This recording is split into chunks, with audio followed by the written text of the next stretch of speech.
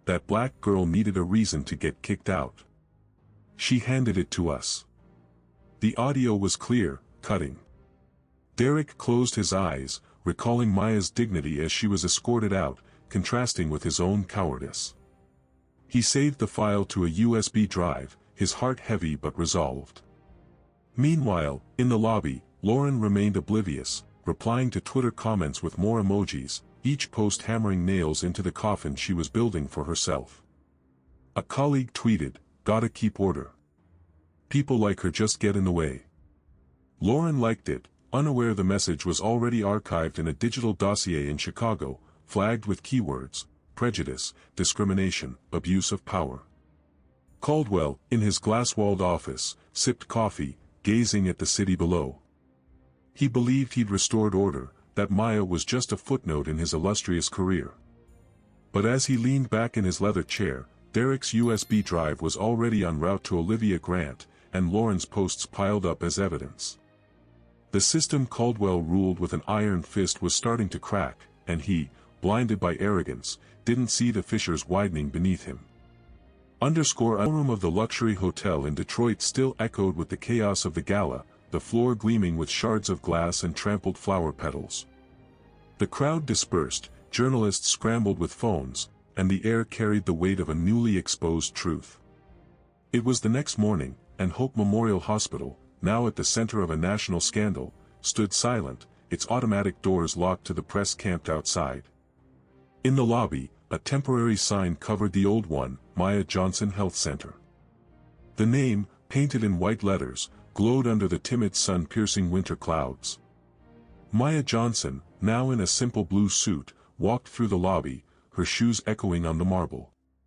At 24, her brown eyes held a mix of pride and responsibility. The backpack once filled with nursing textbooks was back home. In its place, she carried a folder of Hayes Medical Corporation documents. Beside her, William Hayes, in a gray suit, pointed to the sign, a satisfied smile on his face. "You earned this, Maya," he said, his voice deep. "This place will never be the same." Maya paused, staring at the sign. The memory of her mother, Angela, hit hard, her struggle, her death, her belief in a better world. "I didn't do this for a name on a wall," she replied, her voice steady, her Detroit accent still strong. "I did it for those who never got a chance." The lobby began to fill. Former patients, many Black and Latino, entered with signs, "Healthcare is a right and justice for all." Unjustly fired staff, like an elderly janitor Maya recognized, joined the crowd, embracing her with tears in their eyes. Derek Holmes, now Director of Humanitarian Security, coordinated the entrance, his new uniform gleaming, his face light for the first time in years. Dr. Carlos Rivera, in a coat with the center's new logo, oversaw patient triage, offering Maya a shy smile and a wave. Then, a familiar figure appeared at the entrance. Lauren Mitchell, no longer wearing her supervisor badge, hesitated at the door, her face pale, her gala dress replaced by a gray coat. Her eyes met Maya's, and the silence between them was heavy. Lauren clutched an envelope, an FBI subpoena, now a reminder of her role in the collapsed system. Maya walked toward her, the crowd watching, the air thick with anticipation. Without a word, Maya handed Lauren a document, her hand steady. It was a copy of the subpoena, but with a handwritten note, "The truth always finds a way." Lauren stared at the paper, her lips trembling, unable to hold Maya's gaze. I just followed orders," she mumbled, her voice breaking. Maya only nodded, neither angry nor merciful. "Then face the consequences," she said, before turning to the crowd. The group erupted in applause, the sound reverberating through the lobby. An elderly woman, holding a sign, shouted, "You're our voice, Maya." Others joined, raising fists, as camera flashes captured the moment. Hayes, beside her, watched, respect clear in his eyes. "You changed the game," he said softly, almost to himself. Maya climbed onto a chair, and the crowd fell silent. "This isn't about me," she began, her voice ringing out. "It's about us." About every person sent away, ignored, forgotten. This center is for you, and it will never close its doors to those in need. The applause roared back, louder, as Maya stepped down, her eyes glistening with tears she didn't let fall. Outside, the press filmed, headlines already circulating: "Scandal topples hospital, young nurse sparks change." In the lobby, the new sign seemed to pulse with life, a symbol of victory not just for Maya, but for all she represented. As Lauren slipped out, head bowed, the weight of her defeat trailed her, a stark contrast to the hope now filling the space. The Maya Johnson Health Center, formerly Hope Memorial Hospital, thrummed with new life on a sunny Detroit morning in 2025. The lobby, now adorned with vibrant murals by local artists, bustled with patients being treated without lines or questions about insurance. The scent of antiseptic lingered, blending with fresh coffee served by volunteers. Automatic doors slid open and shut, welcoming people from Southwest Detroit and beyond: Black, Latino, elderly, families, all treated with equal dignity. A new sign, "Healthcare is a right," hung above the reception, where young staff smiled, trained to prioritize lives, not profits. Maya Johnson, 24, walked the halls in a white coat embroidered with her name. She declined an executive role from William Hayes, choosing instead to train new interns, many of them young Black and Latino kids from neighborhoods like hers. Her hair was loose, curls bouncing as she showed an intern, Tasha, how to use a heart monitor. "It's not just technique," Maya said, her voice firm, her Detroit accent soft. "It's listening to the patient, understanding their story."